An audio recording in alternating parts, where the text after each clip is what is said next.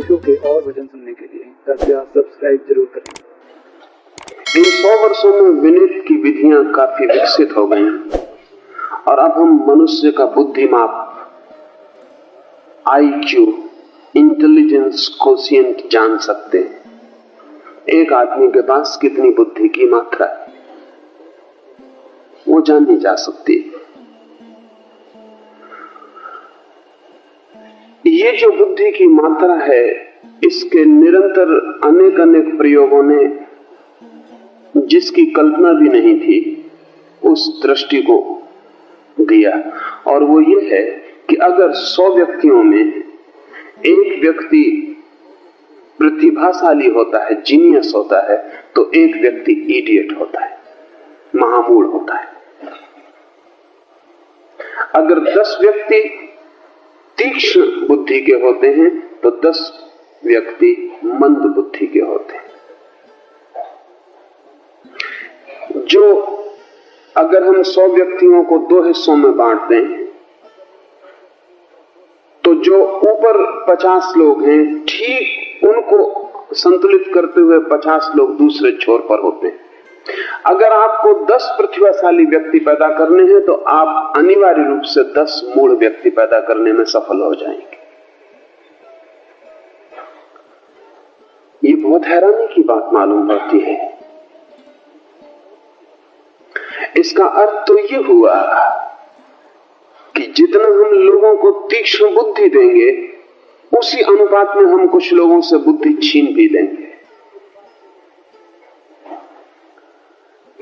जीवन सभी आयामों में संतुलन है। इसका अर्थ यह हुआ कि अगर एक मात्रा स्वस्थ लोगों की होगी तो उसे संतुलित करती उतनी ही मात्रा अस्वस्थ और बीमार लोगों की होगी।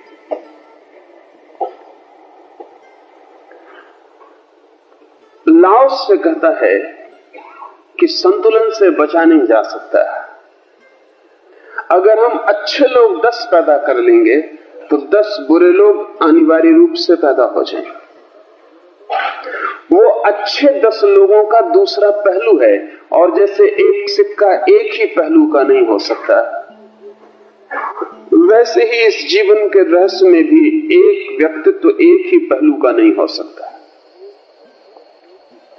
तो जब एक साधु पैदा होता है तो अनिवार्य रूप से एक असाधु पैदा होता है। ये समझने में थोड़ी कठिनाई पड़ेगी क्योंकि साधु से असाधु का क्या लेना, लेकिन चेतना भी एक विस्तीर्ण भूमि है, ऐसा समझें। तो जब एक पहाड़ खड़ा होता है तो पास एक खाई भी निर्मित हो जाती, और हम पहाड़ खड़ा नहीं कर सकते बिना खाई बनाए। अगर हमें घाटियों से बचना है तो हमें पहाड़ों से भी बच जाना होगा। अगर हम पहाड़ की चोटियां चाहते हैं तो हमें घाटियों की अंधेरी स्थिति को भी स्वीकार कर लेना होगा, क्योंकि पहाड़ का जो शिखर है वो एक पहलू है, उसके पास ही पैदा हो गया जो गड्ढ है वो भी उसी का दूसरा पहलू है। वो पहाड़ का ही हिस्सा है। अगर समतल भूमि चाहिए तो ही हम पहाड़ और घाटियों से बच सकते हैं। और जैसा ये जमीन के संबंध में सही है, लाओस से कहता है चेतना, कॉन्शसनेस के संबंध में भी यही सही है। कॉन्शसनेस भी एक भूमि है, और जब कॉन्शसनेस में, चेतना में एक पहाड़ की तरह व्यक्ति खड़ा होता है तो तत्क्षण उसको संतुलित करता एक व्यक्ति खाई बन जाता है। जब एक व्यक्ति राम होगा तो दूसरा व्यक्ति अनिवार्य रूप में रावण हो जाएगा। अगर राम चाहिए तो रावण से बचने का कोई उपाय नहीं, और अगर रावण से बचना है तो राम का आकर्षण और मोह छोड़ देना होगा। ये जटिलता है। रावण से हम बचना चाहेंगे, राम को बचाना चाहेंगे, चाहेंगे कि राम ही राम हो, रावण बिल्कुल ना हो। लेकिन हमें ख्याल नहीं है जीवन के संतुलन का, और हमें यह भी ख्याल नहीं कि अगर पृथ्वी पर राम ही राम हो तो उससे ज्यादा उबाने वाली और घबराने वाली पृथ्वी दूसरी नहीं हो सकती।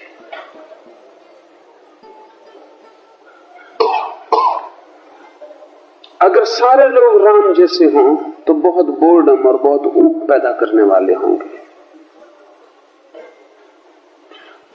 बीच बीच में वो रावण भी चाहिए।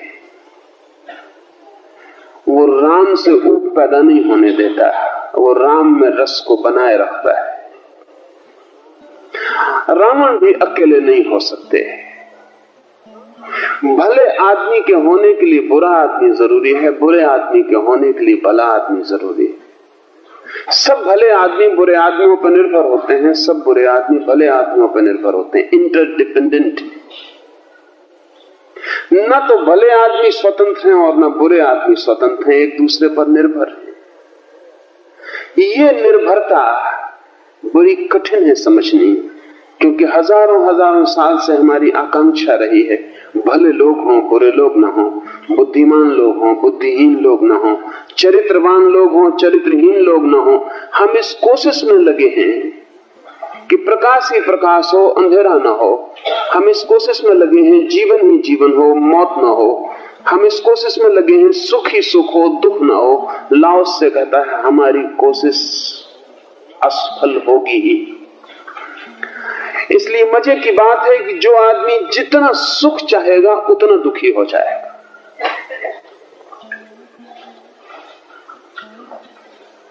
जो आदमी सुख नहीं चाहेगा वो दुख से बच सकता है। दुख से बचने का एक ही सूत्र है, सुख को न चाहना। दुख बड़ा हो जाएगा अगर सुख की आकांक्षा प्रबल है। जीवन एक द्वंद्व है और द्वंद्वों के बीच एक संतुलन है। इस सूत्र को समझने के पहले ये द्वंद्व और संतुलन का ख्याल समझ लेना जरूरी है। विरोध भी है दोनों में और भीतर जोड़ भी है। अब रावण और राम में विरोध साफ है, कौरव और पांडवों में विरोध साफ है, दुश्मनी स्पष्ट है। ये दुश्मनी बहुत ऊपर की बात है, लेकिन गहरे में दोनों एक दूसरे पर निर्भर हैं। हम सोचते हैं आमतौर से कि एक तरफ अमीर हो जाते हैं लोग तो एक तरफ लोग गरीब हो जाते हैं, तो हम अमीरों के खिलाफ हैं, क्योंकि एक तरफ लोग अमीर होते हैं तो एक तरफ लोग गरीब हो जाते हैं। लेकिन जब हमें जीवन के और सूत्रों का पता चलेगा तो हमें पता चलेगा ये सिर्फ धन के संबंध में ही लागू नहीं। जॉर्ज गुरजीएफ का ख्याल था कि ज्ञान की भी सीमित मात्रा है, और इस सदी में बुद्धिमान से बुद्धिमान लोगों में एक था।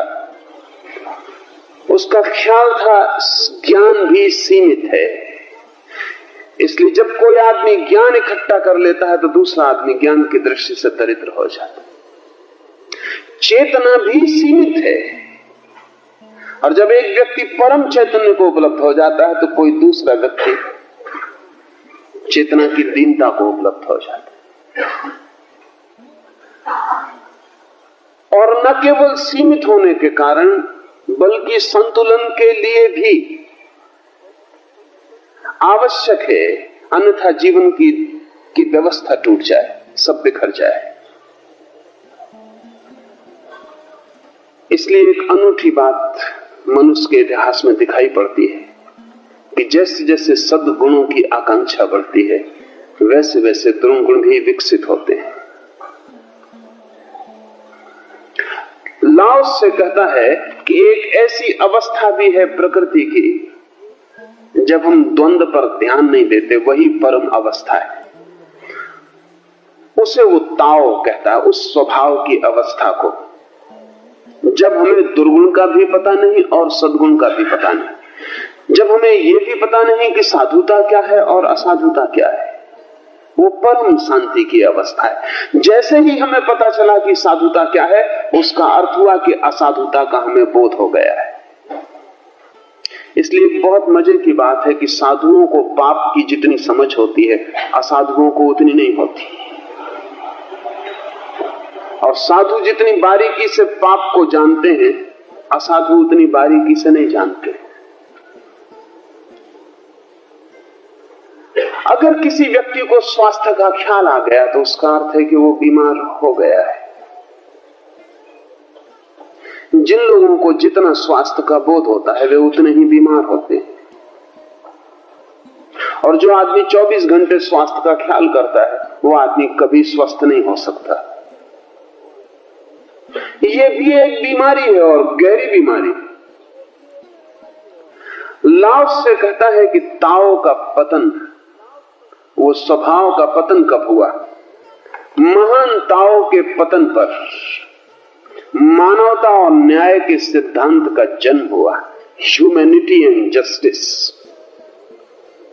लाओस से कहता है जब मनुष्य मनुष्य न रहे तब मानवता के सिद्धांत का जन्म हुआ। हम उल्टा ही सोचते हैं, हम सोचते हैं मानवता के सिद्धांत को मानकर हम चलेंगे तो मनुष्य हो पाएंगे, और लाओस से कहता है जब मनुष्य मनुष्य न रहा तब मानवता के सिद्धांत का जन्म हुआ। तब हमने कहना शुरू किया लोगों से कि मनुष्य बनो। मनुष्य तो मनुष्य है ही, बनने की कोई बात नहीं है। बनने का तो मतलब यह हुआ कि गिरना हो चुका है। किसी मनुष्य से यह कहना कि मनुष्य बनो, क्या अर्थ है इसका? इसका यही अर्थ है कि मनुष्यता से गिरना हो चुका है। लाओस से कहता है मानवता का महान सिद्धांत मनुष्य के पतन की स्थिति में पैदा होता है, नहीं तो आदमी सहज ही मनुष्य होता है। न्याय की बात ही तभी उठती है जब अन्याय शुरू हो जाए। इसे हम समझ लें, विपरीत के साथ ही बोध शुरू होता है। जब हम कहते हैं अन्याय नहीं होना चाहिए, न्याय होना चाहिए, तो एक बात साफ है कि अन्याय हो रहा है, और जितना हम न्याय की पुकार बढ़ाते जाएंगे उतना ही अन्याय बढ़ता चला जाएगा। हम कहते हैं ज्ञान चाहिए क्योंकि अज्ञान घना है, और जितना हम ज्ञान को बढ़ाते चले जाते हैं, अब लाओस की ये बात पश्चिम को भी समझ में आनी शुरू हो गई, और इस समय पश्चिम में ऐसे बहुत से विचारशील लोग हैं जो सोचते हैं कि हमें अब लाओस को केंद्र मानकर अपनी पूरी व्यवस्था को रीओरिएंट कर लेना चाहिए, पुनर्निर्मित कर लेनी चाहिए। अभी तक हमने जो व्यवस्था निर्मित की है जगत में, वो हमने लाओस के विपरीत निर्मित किए। हमने सुनी उनकी बात जिन्होंने कहा अच्छाई होनी चाहिए, हमने सुनी उनकी बात जिन्होंने कहा न्याय होना चाहिए, हमने सुनी उनकी बात जिन्होंने कहा समानता होनी चाहिए, हमने सुनी उनकी बात जिन्होंने कहा मनुष्यता, स्वतंत्रता, समानता ये सिद्धांत है। लेकिन परिणाम क्या है? अगर हम परिणाम को देखें तो हमें बहुत बात साफ हो जाएगी। आज जमीन पर जितना ज्ञान है इतना शायद कभी भी नहीं था, और आज आदमी जितना अज्ञानी है इतना भी कभी नहीं था। ये पैराडॉक्सिकल मालूम होता है। इतना ज्ञान और इतना अज्ञान एक साथ लाओस को मालूम नहीं होता। लाओस तो कहता तुम जितना ज्ञान बढ़ाओगे उतना अज्ञान बढ़ेगा, लेकिन हमें मालूम होगा क्योंकि हमारी धारणा ये रही है कि जितना ज्ञान बढ़ेगा उतना अज्ञान कम होगा। हमारे सोचने का तर्क ये है कि जितना ज्ञान बढ़ जाएगा उतनी अज्ञान की राशि कम हो जाएगी, लेकिन इतिहास हमें गवाही नहीं देता, हमारा प्रमाण नहीं देता। ज्ञान की राशि तो बढ़ी, कोई शक सुबह नहीं है। प्रति सप्ताह 5000 नए ग्रंथ सारी दुनिया में निर्मित हो जाते हैं। प्रति सप्ताह 5000 नए ग्रंथ गतिमान हो जाते हैं। हमारे पुस्तकालय बढ़ते चले गए, हमारे विश्वविद्यालय फैलते चले गए, हमारे ज्ञान की शाखाएं प्रशाखाएं नई होती चली गई। ऑक्सफोर्ड यूनिवर्सिटी 360 विषयों में शिक्षण देती है।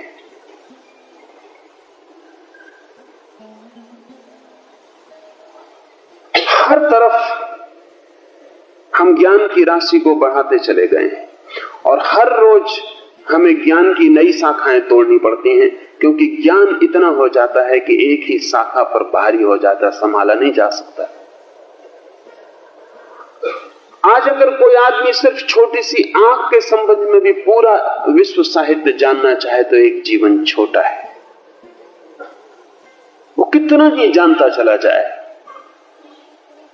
छोटी सी आंख के संबंध में भी आज पूरा ज्ञान नहीं हो सकता। इसलिए हमको बांटते चलना पड़ता है। एक दिन हमारा डॉक्टर पूरे शरीर का इलाज करता था, ज्ञान बहुत कम था, एक डॉक्टर ही सारे ज्ञान को जान लेता था। फिर ज्ञान बढ़ा तो हमें स्पेशलिस्ट निर्मित करने पड़े, विशेषज्ञ निर्मित करने पड़े, क्योंकि ज्ञान इतना हो गया कि एक ही डॉक्टर पूरे शरीर को नहीं जान सकता। तो फिर हमें अलग अंगों के अलग डॉक्टर खोज लेने पड़े। अब एक एक अंग का भी इतना ज्ञान है कि एक ही डॉक्टर की सीमा के बाहर है जान लेना। इसलिए अब अमेरिका में तो ख्याल ही यह है कि भविष्य में ज्ञान इतना होता जा रहा है कि आदमी पे भरोसा नहीं किया जा सकता, कंप्यूटर ही सहायता करेंगे। तो भविष्य में तो यही स्थिति हो जाने वाली है कि ज्ञानी वो आदमी है जो कंप्यूटर का उपयोग करना जानता है। तो डॉक्टर को डॉक्टरी जाननी जरूरी नहीं है, बल्कि कंप्यूटर से पूछ सके फला बीमारी के लिए कौन सा इलाज होगा, इतनी कुशलता आवश्यक होगी। क्योंकि ज्ञान इतना होता जा रहा है कि आदमी के मस्तिष्क में उसे समाया नहीं जा सकता। पुस्तकें इतनी होती जा रही हैं कि अब बड़ी लाइब्रेरीज नहीं निर्मित की जा सकती, क्योंकि सारी जमीन को घेर लेंगी। सिर्फ मास्को की लाइब्रेरी में इतनी किताबें हैं कि अगर हम एक के बाद एक अलमारी को रखते जाएं तो पूरी जमीन का एक चक्कर हो जाए। इन किताबों को कौन पढ़ेगा? इसलिए माइक्रो बुक्स का ख्याल पैदा हुआ है। छोटी किताबें होनी चाहिए, फिल्म रहेगी छोटी, 1000 पन्ने की किताब एक पन्ने पर आ जाएगी, वो पन्ना संग्रहित रखा जा सकता है। और जब भी किसी को पढ़ना हो तो पढ़ने का ढंग पुराना नहीं रह जाएगा, फिल्म और प्रोजेक्टर के द्वारा ही किताब पढ़ी जा सकेगी। किताबें बढ़ती जाती हैं, ज्ञान बढ़ता जाता है। और अभी तो पश्चिम के वैज्ञानिक चिंतित हो गए कि हम अपने बच्चों को जितना ज्ञान हमारी पीढ़ी पैदा कर रही है उसको कैसे ट्रांसफर करें। इसलिए नया ख्याल आ रहा है वो ये कि शिक्षा 20-25 साल में समाप्त नहीं हो जानी चाहिए। कम से कम 50 साल तक अगर हम शिक्षा न दें तो इस सदी के बाद शिक्षा का कोई अर्थ नहीं रह जाएगा। लेकिन अगर एक व्यक्ति को हम 50 साल तक शिक्षा दें तो वो जिएगा कब? उसके जीने का कोई उपाय नहीं मालूम होता। इसलिए एक नया ख्याल आया, और वो नया ख्याल ये मेमोरी ट्रांसप्लांटेशन का, कि जब एक आदमी मरे तो उसकी हम स्मृति को बचा लें और छोटे बच्चे के ऊपर स्मृति आरोपित कर दें, रिप्लांट कर दें, ताकि छोटे बच्चे को वो बातें न सीखनी पड़े जो उसके बाप ने सीखी थी। बाप की स्मृति उसे सीधी उपलब्ध हो जाए तो छोटा बच्चा आगे बढ़ सके, कुछ नया सीख सके। ज्ञान इतना, लेकिन दूसरी तरफ आदमी को हम देखें तो अज्ञान भयंकर है। चांद तारों का हमें पता है, अपना हमें कोई पता नहीं। कैसे पहुंचे मंगल पर उसकी हम तलाश में हैं और हम रास्ते बना लिए हैं। कैसे पहुंचे अपने तक बहुत दूर मालूम पड़ती है, यात्रा पहुंचना संभव नहीं मालूम पड़ता। इतना ज्ञान है और आदमी इतना अनाश्वस्त, उसको कोई आश्वासन नहीं है कि कभी अपने को जान सकेगा। इतना ज्ञान है हमें अब कि हम सब जानते हैं क्रोध कैसे पैदा होता है, कैसे कार्य करता है, काम वासना कैसे जगती है, कैसे कार्य करती है, क्या उसकी बायोकेमिस्ट्री है, क्या उसके कार्य करने का ढंग, सब हमें पता है। बुद्ध को इतना पता नहीं था, लेकिन बुद्ध को इतना पता था कि क्रोध उनके भीतर काम नहीं कर पाता था। हमें क्रोध के संबंध में सब कुछ पता है, लेकिन क्रोध पर हमारा रत्ती भर भी कोई वश नहीं। काम वासना के संबंध में हमें जितना ज्ञात है, मनुष्य जाति के इतिहास में कभी किसी को ज्ञात नहीं था। लेकिन काम वासना से जिस बुरी तरह हम पीड़ित हैं, वैसा कभी कोई समय इस बुरी तरह पीड़ित नहीं रहा। हमारा ज्ञान तो बढ़ता गया है राशि में, और हमारा अज्ञान भी बढ़ता गया है। जितना कपता हुआ आदमी आज का है, खुद पे उसे कोई भरोसा नहीं, एक क्षण का कोई विश्वास नहीं, कोई सुरक्षा नहीं, जीवन अर्थहीन मालूम पड़ता है। तो निश्चित ही जिस तर्क का सहारा लेकर हम चले थे वो गलत सिद्ध हुआ है। अरस्तु का तर्क लेकर मनुष्य जाति चली। अरस्तु ने कहा था कि ज्ञान बढ़ जाए तो अज्ञान कम हो जाए। ये सीधा गणित है। लाओसे का गणित तो उल्टा मालूम पड़ता है। लाओसे कहता है ज्ञान बढ़ेगा तो अज्ञान भी बढ़ेगा। लाओसे की कभी किसी ने सुनी नहीं, सुनने जैसी बात भी नहीं थी, बिल्कुल अर्थहीन मालूम पड़ती है, तर्कहीन मालूम पड़ती है। स्वाभाविक बात है कि ज्ञान बढ़े तो अज्ञान कम हो जाना चाहिए, हमारे मन को समझ में आती। इसलिए अरस्तु सारी मनुष्य जाति के लिए केंद्र बन गया, और पश्चिम ने अरस्तु को आधार मानकर सारा विज्ञान विकसित किया। लेकिन अब जब चीजें विकसित हो गई हैं तो पता चलता है कि शायद लाओस से ही सही। इधर 50 वर्षों में पश्चिम में जो भी बुद्धिमान लोग हैं, उन सब की प्रतीति एक ही है कि जीवन बिल्कुल अर्थहीन हो गया, मीनिंगलेस हो गया, कोई अर्थ नहीं सूझता। किस लिए हम जी रहे हैं कुछ पता नहीं चलता। क्यों ये भागदौड़ है, क्यों ये आपाधापी है, कुछ पता नहीं चलता। जिए ही क्यों, इसका भी कोई कारण नहीं मालूम होता। शास्त्र ने कहा है बिना हमारी मर्जी के हमें जीना पड़ता है। बिना हमारी मर्जी के न मालूम क्यों हम पैदा किए जाते हैं, बिना हमारी मर्जी के न मालूम किस दिन हम उठा लिए जाते हैं। शास्त्र ने कहा है कि एक ही बात है जिसमें हम अपनी मर्जी जाहिर कर सकते हैं, और वो आत्मघात है, सुसाइड। और तो हमारी कोई मर्जी नहीं। न कोई हमसे पूछता जन्म के समय, न कोई हमसे पूछता मृत्यु के समय।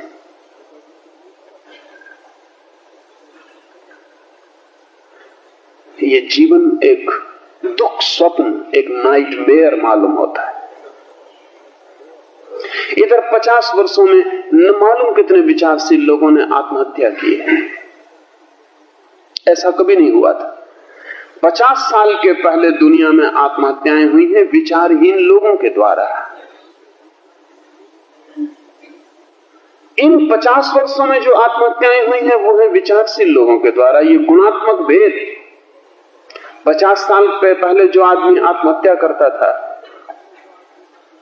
वो कोई बहुत बुद्धिमान आदमी नहीं था, कोई उसे बुद्धिमान नहीं मानता। और आज हालत ऐसी है पश्चिम में कम से कम कि जिसको लोग बुद्धिमान मानते हैं, अगर उसने अब तक आत्महत्या नहीं की है तो उसकी बुद्धि पे शक होता है। क्योंकि अगर जीवन व्यर्थ है तो आत्महत्या ही एकमात्र उपाय है। अगर मुझे ये पक्का पता चल जाए कि जीवन में कोई भी सार नहीं है तो फिर जीने के लिए चेष्टा। निजिंस्की ने आत्महत्या करने के पहले एक पत्र में लिखा है कि मैं आत्महत्या कर रहा हूं, लेकिन कोई ये ना समझे कि मैं कायर हूं। स्थिति उल्टी है, तुम अपनी आत्महत्या नहीं कर सकते, कायर हो इसलिए जिए चले जाते हो। मैं कर सकता हूं, मैं कायर नहीं, इसलिए मैं तुम्हारे इस व्यर्थ जीवन की दौड़ धूप से अपना छुटकारा चाहता हूं। निजिंस्की की बात एकदम गलत नहीं मालूम पड़ती। अगर आप भी अपने से पूछेंगे कि क्यों जिए चले जाते हैं तो शायद कायरता ही कारण हो। मरने की हिम्मत न जुटा पाते हो तो जिए चले जाते हैं, ढोए चले जाते हैं।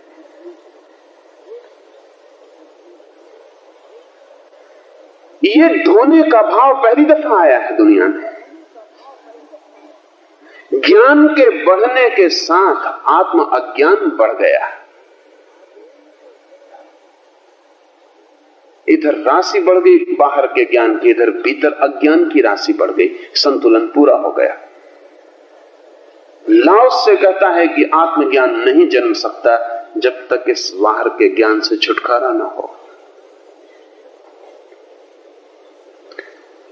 इधर हम देखते हैं, अगर हम 300 वर्ष के मनुष्य के विचार को उठाकर देखें तो ह्यूमैनिटी, मनुष्यता का सिद्धांत बहुत गति पाया।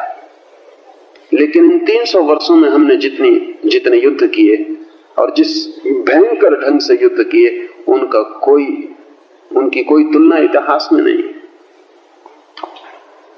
इधर मनुष्यता का ख्याल बढ़ता चला गया और उधर हम हिरोशिमा और नागासाकी पर एटम भी गिराते हैं। इधर सारी दुनिया में चीख पुकार चलती है मनुष्यता की और उधर वियतनाम में युद्ध चलता चला जाता है। जो मनुष्यता की बात करते हैं वही युद्ध को चलाए भी चले जाते हैं। अगर मनुष्यता का इतना बोध दुनिया में पैदा हो गया है तो युद्ध बंद हो जाने चाहिए, लेकिन युद्ध बंद होते नहीं दिखाई पड़ता। इधर हम न्याय की बड़ी चिंता करते हैं और अन्याय का कोई हिसाब नहीं, और न्याय के नाम पर जब भी हम कोई बदलाहट करते हैं तो अन्याय की एक नई व्यवस्था निर्मित हो जाती है और कोई फर्क नहीं पड़ता।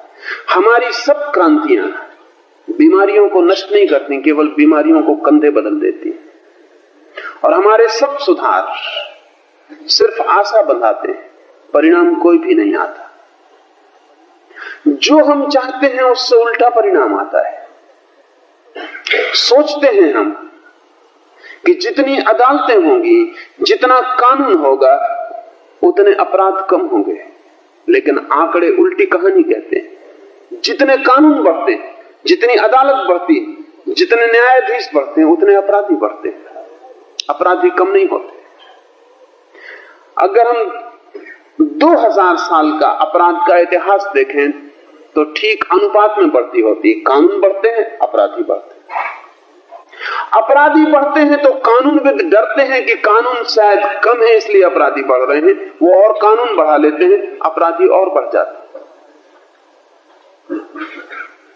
किसी भ्रांत तर्क में मनुष्य का मन घूमता है।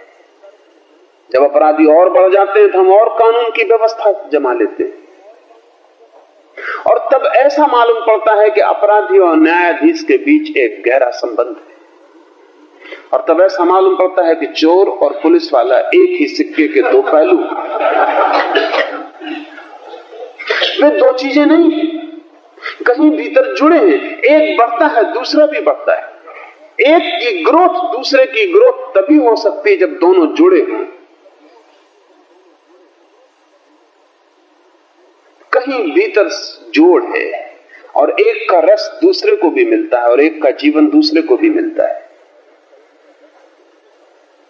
लाओसे की दृष्टि बिल्कुल और है। लाओसे कहता है कि तुम्हारे सब अच्छे सिद्धांत, तुम्हारी सब अच्छी धारणाएं, तुम्हारी सारी बुराइयों की जड़ में है।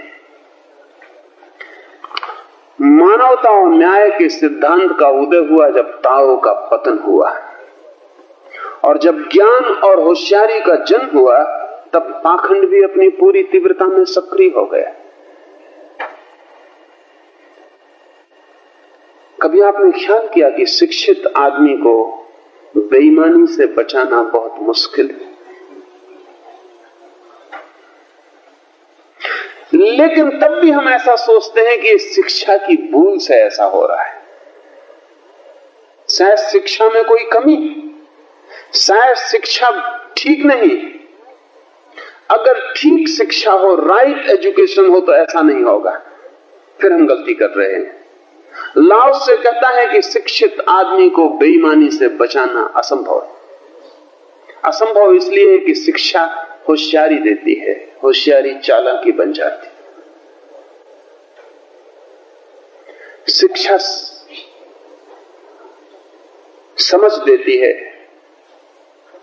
हृदय को नहीं बदलती। हृदय तो वही होता है, समझ पर बदल जाती। हृदय जो कल कर सकता था अशिक्षित होकर, अब और दुगने वेग से कर सकता है। सिर्फ एक आदमी के हाथ में तलवार थी, आदमी वही है, हमने उसको एटम बम दे दिया। ये आदमी कल तलवार चलाता, 2-4 को मारता, आज ये लाखों को मार सकता है। इसके भीतर क्रोध वही है। इसके हाथ में पत्थर होता तो पत्थर फेंक के मार देता, इसके हाथ में एटम बम है तो एटम बम फेंक के मार देगा। ये आदमी वही है। इधर शिक्षा बढ़ती है, बेईमानी बढ़ती चली जाती है। इमर्शन या और विचारक जो मानते हैं जिस दिन सारा जगत सुशिक्षित हो जाएगा उस दिन कोई बुराई न रह जाएगी, बुनियादी रूप से गलत है। हम देख रहे हैं कि जगत सुशिक्षित होता जा रहा है और कुछ मुल्क तो पूरी तरह सुशिक्षित हो गए। आज अमेरिका तो पूरी तरह सुशिक्षित है, लेकिन उसकी शिक्षा से ही उसकी सारी बीमारियों का जन्म हो गया है।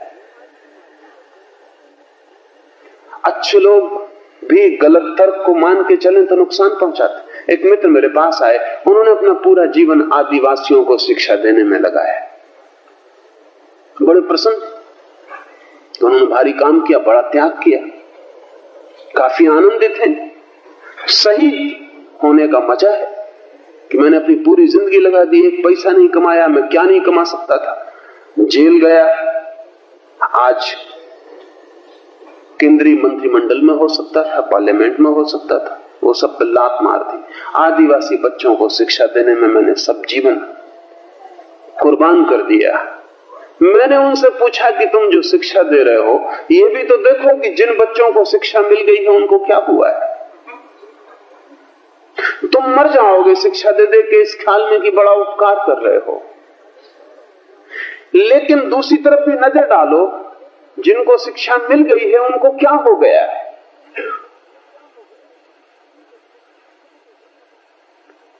अमेरिका तो आज शिक्षित मुल्क है। हम आशा कर सकते हैं कि अमेरिका सारे जगत का भविष्य, सब लोग शिक्षित हो जाएंगे तो सभी मुल्क अमेरिका जैसे हो जाएंगे। लेकिन ये पूरी शिक्षा का परिणाम क्या है? अपराध कम नहीं हुए, बढ़ गए। बेईमानी कम नहीं हुई, बढ़ गई। हत्याएं कम नहीं हुई, बढ़ गई। पाप कम नहीं हुए, बढ़ गए। जिस मात्रा में शिक्षा बढ़ी उसी मात्रा में सब बढ़ गया। इसका अर्थ क्या है? इसका अर्थ यह है कि हम विपरीत को मिटा नहीं सकते। एक को बढ़ाकर हम उसके विपरीत को मिटा नहीं सकते, सिर्फ बढ़ा सकते। किसी और पहलू से देखें, आज जमीन पर जितनी दवाएं हैं कभी भी नहीं थी, लेकिन बीमारियां कम नहीं हुई, बीमारियां बढ़ गई। सच तो यह है कि नई नई मौलिक बीमारियां पैदा हो गई जो कभी भी नहीं थी। हमने दवाओं का ही आविष्कार नहीं किया, हमने बीमारियां भी आविष्कृत की। क्या होगा कारण? दवाइयां बढ़े तो बीमारियां कम होनी चाहिए, सीधा तर्क है। दवाइयां बढ़े तो बीमारियां बढ़नी चाहिए, ये क्या, ये कौन सा नियम काम कर रहा है? असल में जैसे ही दवा बढ़ती है वैसे ही आपके बीमार होने की क्षमता बढ़ जाती। भरोसा अपने पर नहीं रह जाता, दवा पर हो जाता है। बीमारी से फिर आपको नहीं लड़ना है, दवा को लड़ना है। आप बाहर हो गए, और जब दवा बीमारी से लड़के बीमारी को दबा देती है तब भी आपका अपना रेसिस्टेंस, अपना प्रतिरोध नहीं बढ़ता, आपकी अपनी शक्ति नहीं बढ़ती, बल्कि जितनी आप दवा का उपयोग करते जाते हैं उतनी बीमारी से आपकी लड़ने की क्षमता रोज कम होती चली जाती है। दवा बीमारी से लड़ती है, आप बीमारी से नहीं लड़ते। प्रभु ओशो के वचन सुनने के लिए कृपया सब्सक्राइब करें।